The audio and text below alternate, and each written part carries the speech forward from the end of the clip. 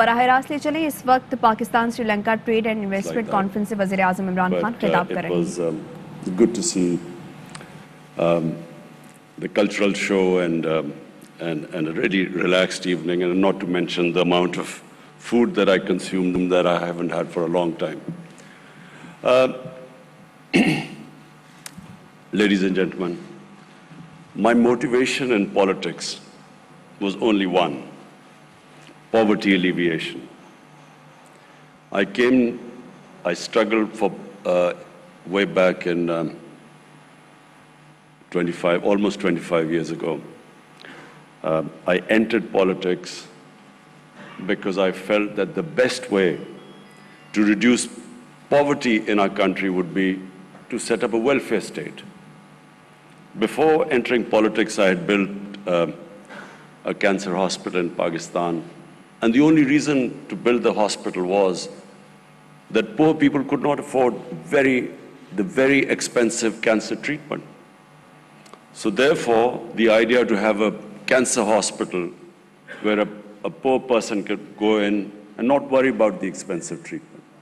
But during that time when I was building the hospital, I began to realize that in a country of right now 220 million people, the only way you can help the majority of the poor people is if you build a welfare state. And so that was the motivation. And today, I must say, I had a very good conversation with the president because I realized that he also was motivated by poverty alleviation. And so the current problem in Pakistan, which we face, is food inflation. And so we were discussing how to bring down the prices of food items. And so we came up, he told me how he went to China, and he actually visited various farms from where he discovered that how the Chinese how they had reduced the gap between the wholesale and the retail. So previously, and in our country right now, what the farmers produce and what that produce is sold in the retail shops, there's a huge gap. And so the Chinese reduced that gap through technology. And so I must say, I thank the president because I'm immediately going to go back and bring in technology to reduce this gap. The other way we can reduce poverty is through investment, is through promoting profitability, business. And so that's my second emphasis right now. We have completely changed our policies in Pakistan, which have sadly been there for almost 40 years, where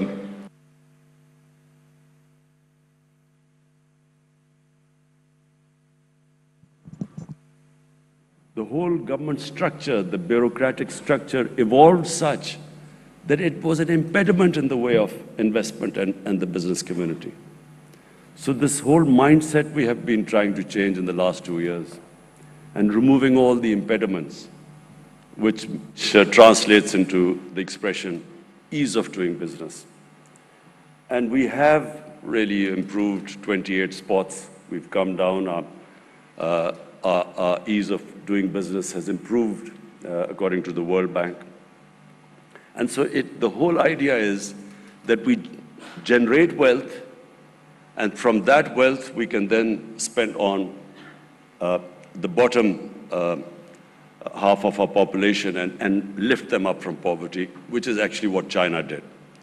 And China, I must say, one thing I admire about them is that no country in human history has ever taken out almost 700 million people out of poverty in 30 to 35 years. It's never been done before.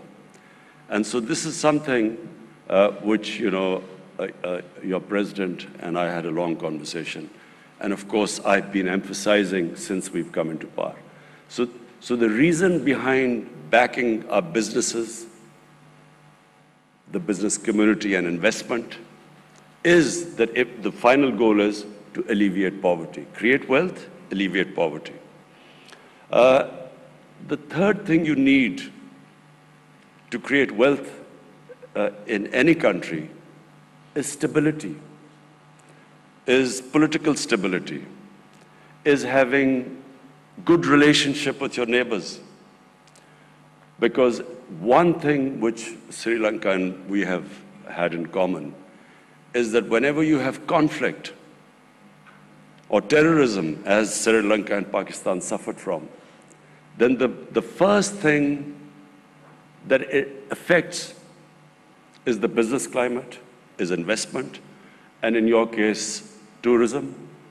In Pakistan also, but our tourism, of course, is not as developed as in Sri Lanka, but tourism also gets affected, and of course, Sri Lanka has suffered from. So, immediately when I came into power, I approached our neighbor, India, explained to them, to Prime Minister Modi, that the way forward for the subcontinent is for us to resolve our differences through dialogue and then improve our trading relationship and diffuse the tension.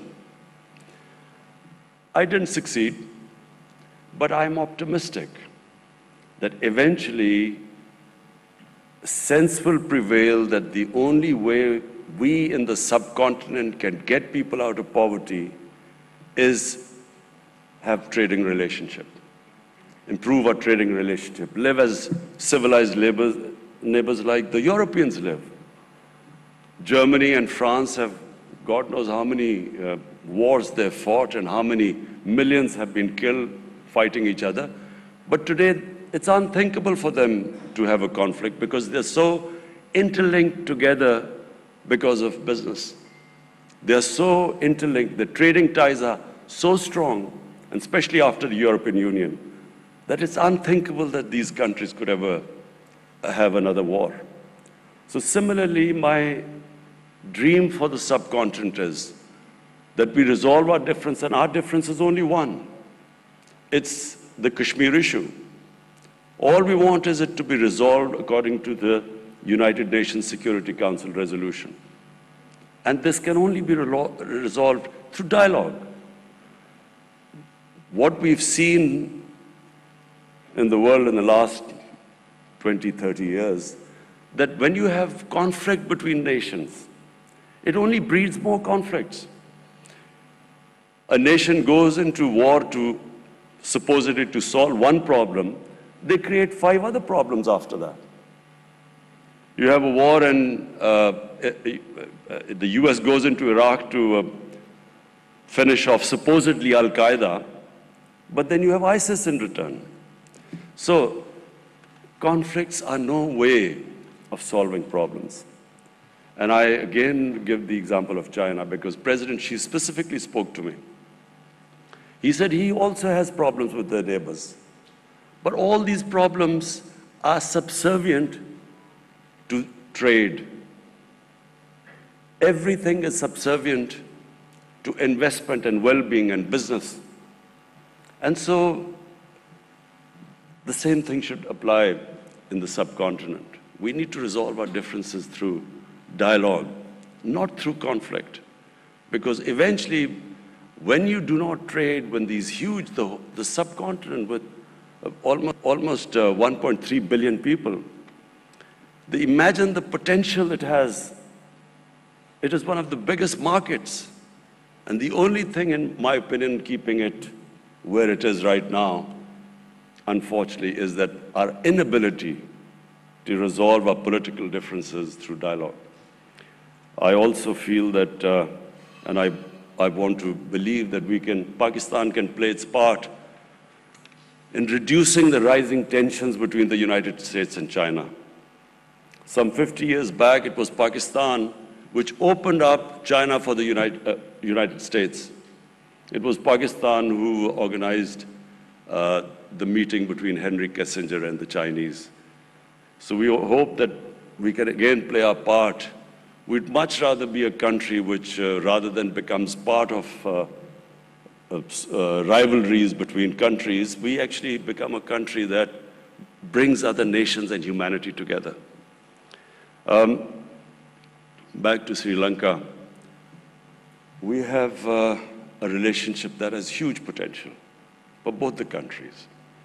From Pakistan point of view, I think the most we can learn from Sri Lanka is in tourism, because you have a much more advanced tourism industry compared to us. Pakistan has enormous potential in tourism, but it's completely, that potential so far is being discovered by local tourism, but not by foreign tourism. Local tourism in Pakistan has exploded. There are not enough hotels, guest houses to accommodate the massive tourism that has gone all over the country, specifically our mountain areas. For those of you who don't know, Pakistan has probably one of the most unique mountain sceneries in the world. Some of the highest peaks out of the 10, 12 peaks, almost half are in Pakistan, and along with the second highest mountain in the world. But it's a virgin territory. And why tourism has exploded in Pakistan? Because of the mobile phone.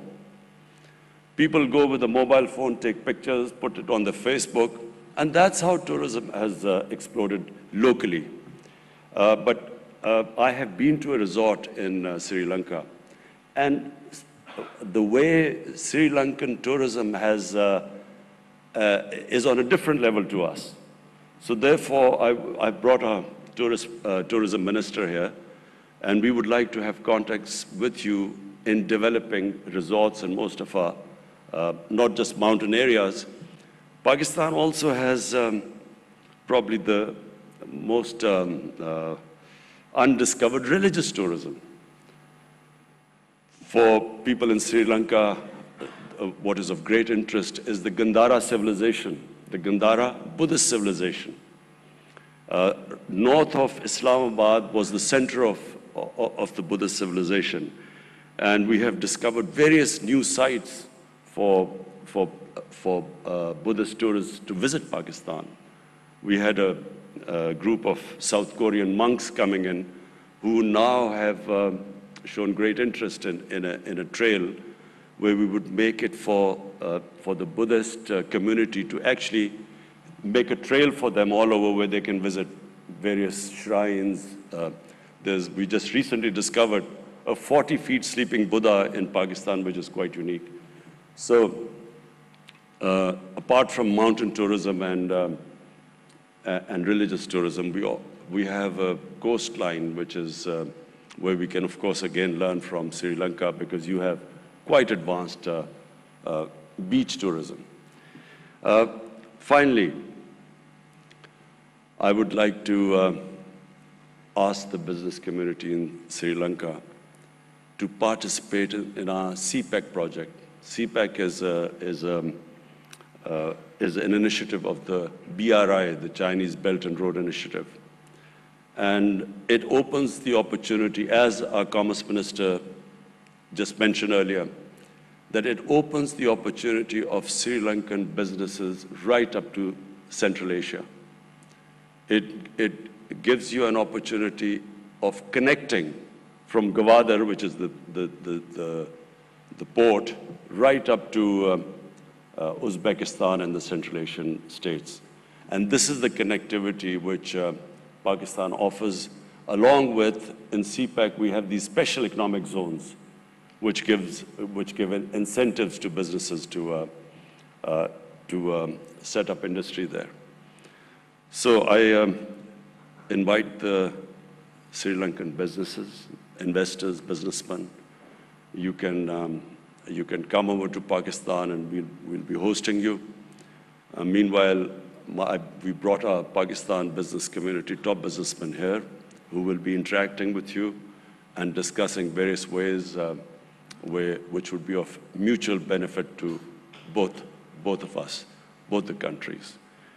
I again thank the Prime Minister for inviting me to Sri Lanka. I extend my invitation to you, Mr. Prime Minister. We look forward to seeing you. And finally, about cricket.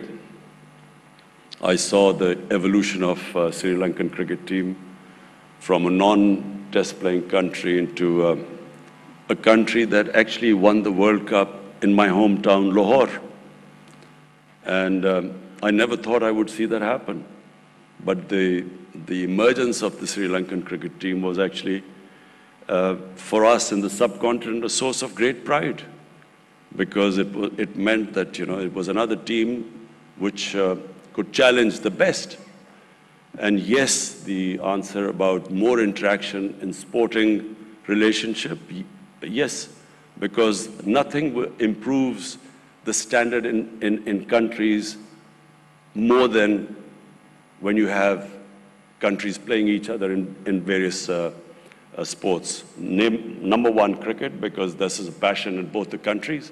But in Pakistan, our squash teams have been of very high quality, and of course, our hockey team.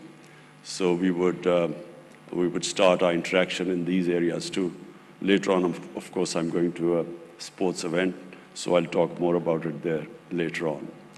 Again, thank you. I want to thank our Ministry of Commerce and our Foreign Office for organizing this event. Thank you. Colombo में वज़ीर-ए-आज़म Imran Khan trade and investment conference से खिताब कर रहे थे। वज़ीर-ए-आज़म इमरान खान ने इस खिताब में गुर्बत के खात्मे, महंगाई, सरमायाकारी, मुख्तलिफ ममालिक के साथ ताल्लुकात में बेहतरी के हवाले से भी बात की। वज़ीर-ए-आज़म इमरान खान की जानिब से ये कहा गया कि शुक्रिया अदा करना चाहता हूँ श्रीलंकन हम मनसब का, जिन्होंने दौरे की दावत दी। साथ ही साथ वज़ीर-ए-आज़म इमरान खान ने उन्हें दौरे की दावत दी है पाकिस्तान के, और इस हवाले से वज़ीर-ए-आज़म इमरान खान ने भारत के हवाले से भी बात की और साथ ही साथ ये कहा कि भारत के साथ हमारा सिर्फ एक मसला और वो मसला एक कश्मीर है। Fly with PIA and save gold. Register now. Scan QR code and register yourself to get gold and loyalty benefits. Powered by ARY Sahulat Wallet.